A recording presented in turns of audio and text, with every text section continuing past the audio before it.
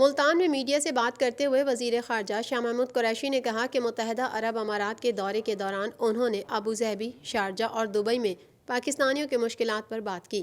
پاکستانیوں کے لیے متحدہ عرب امارات کے ویزوں کا مسئلہ عارضی ہے، جلد حل ہو جائے گا۔ شاہ محمود قریشی نے بتایا کہ متحدہ عرب امارات یا سعودی عرب بھارت کو پاکستان پر فوقیت نہیں دیتے، بہت جلد عرب امارات کی قیادت پاکستان کا دورہ کرے گی۔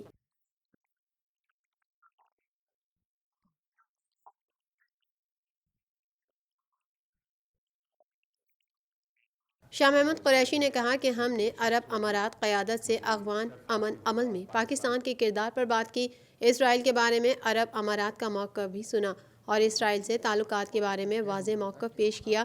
ہمیں کسی کے دباؤ پر نہیں، پاکستان کو سامنے رکھ کر فیصلے کرنے ہیں۔ اسرائیل سے متعلق نہ تو ہم دباؤ برداشت کریں گے اور نہ ہی ہم پر کوئی پریشر ہے۔ میں نے واضح کر دیا ہے کہ فلسطین اور مسئلہ کشمیر پر ہمارا موقف دنیا پر عیاں ہے، مسئلہ فلسطین کے حل تک اسرائیل سے تعلق نہیں رکھیں گے۔